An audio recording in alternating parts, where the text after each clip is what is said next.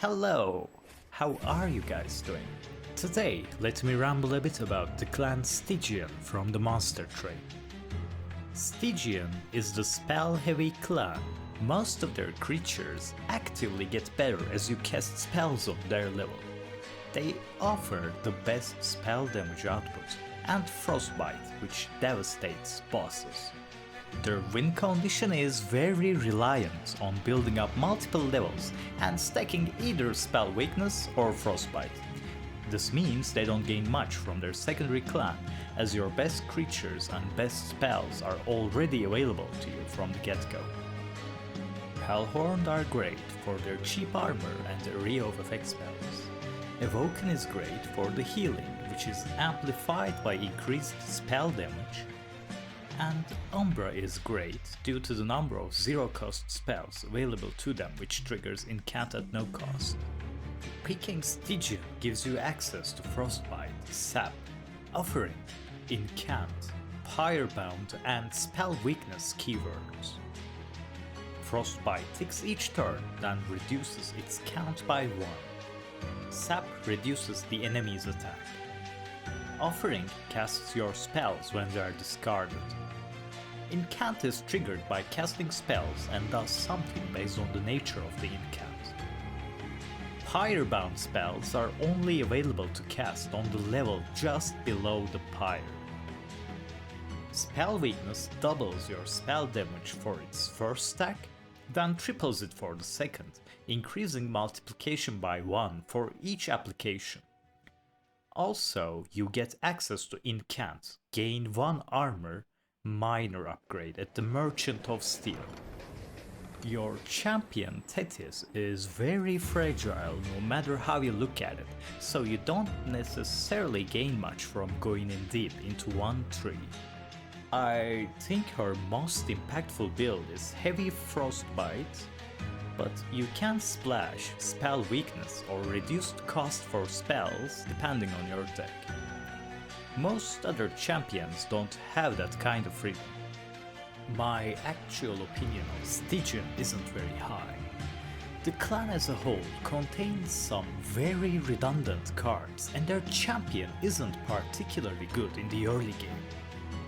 Therefore, Stygian works best as a secondary pick to the Awoken or Umbra, but still, it's worth to take a look at their cards, starting with the commons. Energy Siphon works in a pinch, but this is not the ideal way to get spell weakness. You don't want to spend a card on this effect when your champion or creatures are happily inflicting the status. You do want some sort of spell weakness in your deck, however, as it's indispensable to the Stygian game plan. Offering Token, a good card and an excellent offering outlet. However, note that you're losing a card each time you cast it, as it does not replace itself. Flash Freeze, a vast amount of damage for 1 Ember. One of the best commons in the game, unlike Frozen Lands. The weakest starting card Monster Train offers, and one of the weakest commons in general, works only with increased spell damage and spell weakness support, and even then doesn't accomplish much or do anything any clan needs from their spells. Titan's Gratitude, okay damage, random discard part is pretty bad though. Better than Frozen Lands, thus making it at least usable. Helical Crystallis, 25 damage to the front unit twice for 2 cost is actually legit. Gets double value from spell damage upgrades, and both instances will be affected by spell weakness currently on the target, making this one of the best cards in a heavy spell weakness build. Crypt Builder. This effect would be well costed at 2 embers, but this card pays an extra point for its offering keyword. Pick it if you can reduce its cost nearby or have offering outlets. Ice Tornado. This card's terrible if you're casting it at its base cost. get to upgrade a Titan's Tooth. I suspect this card is playable and upgraded if you need the AoE. So with that, let's take a look at the uncommons. Crystalline Seeds. Unbelievably good. It does have Consume, and you should consider just removing it. Preserve. A great utility card if you've got lots of situational cards. Preserve will end up saving you a lot of money that would otherwise go to permafrost upgrades Stygian just ends up needing. I honestly find it hard to name a place where this effect would be useful. Unless you got a specific use in mind, feel free to skip this one. Urchin Spines. Honestly can't say I've ever felt the need for this card. It looks okay and it's free.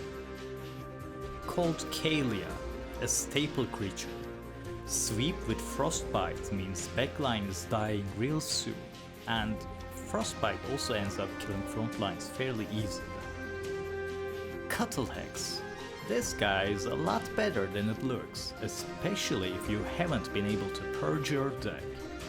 Freezing useless cards removes them from your drawing rotation. Drain. I would like to praise this card because Sap is a very powerful effect, but for it to be useful it needs to be stacked, and random discard is just very risky if you don't have cards with offering. Frenzied Swarm. Dazed is an even stronger effect, but discarding your hand. This has such an immense anti-synergy with Revenge, Spike effects and Frozen cards that you might as well skip this one. Glacial Seal. Excellent. Was recently nerfed by having its cost increased by 1. I'm not so sure. 2 costs. I think 2 costs a bit too high, I think. Guard of the Unnamed. An excellent card. Does everything you need him to.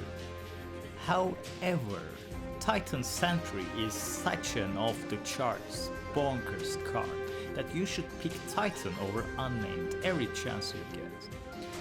The Frostbite application is AoE for the Titan Sentry, so if he gets damaged 3 times, every enemy on his floor gets 9 stacks of Frostbite.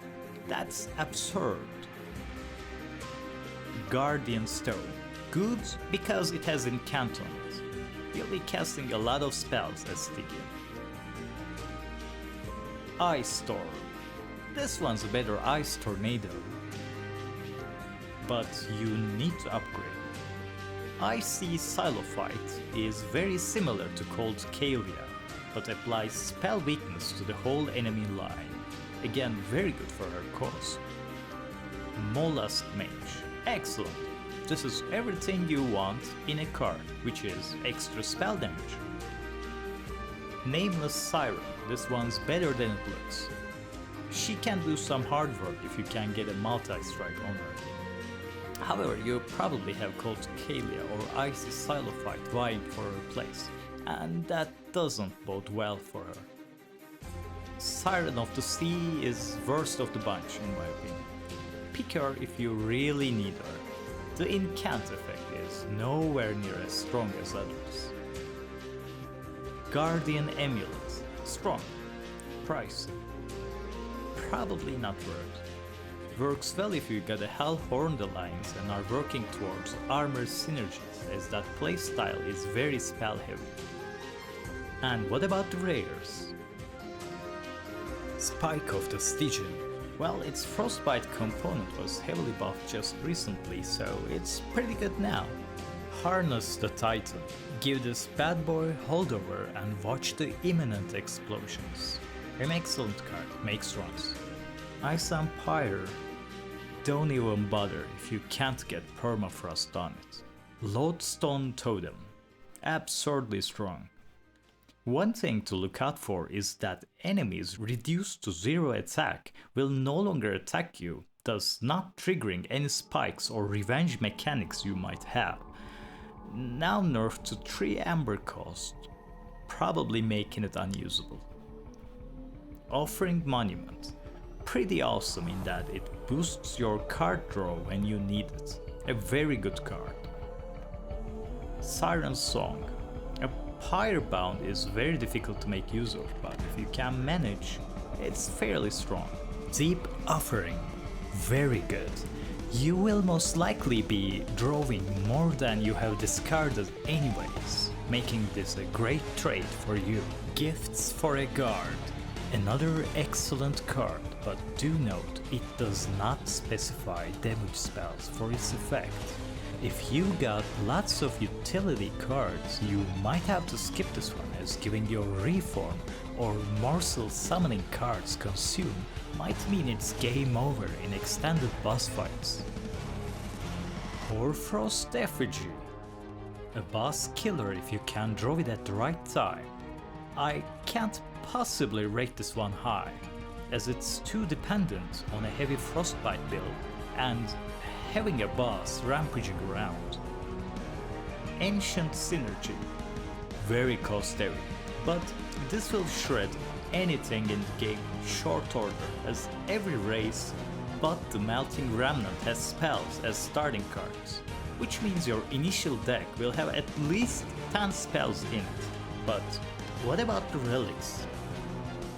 A Forgotten Name, a very welcome buff. It might not always be possible to trigger it, but even a +1 means a lot in the early game. Cuddlebeard. Frostbite builds don't need any relics to work at higher difficulties, but this one makes it brutal for sure. Founding Seal. Very versatile, very good. Icicle Fracture. There are very few reasons why you would not want this. Mostly it's because the other option is much better. Rules of Containment kills backliners for most of the game. Sigilled Seaweed. 50% silence as a passive isn't that bad, but it's nowhere near as hype as some of the other Stygian only relics. Tethys Scales. You might give this one a pass if you're Stygian secondary, but otherwise remember that spell weakness debuff is a 100% spell damage increase. Titan's Claws. A combo piece. If you got ways to freeze your cards, it's not bad, skip freely otherwise. Token of a Trader. Well, damage is damage, I guess, but 2 damage on random. Totem Fragments. Spell weakness 2 on the last rule. You probably want your best defenses on the first floor, and that will be where you'd want to cast more of your spells due to incant presence. It might work. Thank you for listening to all my ramblings, and have a great day.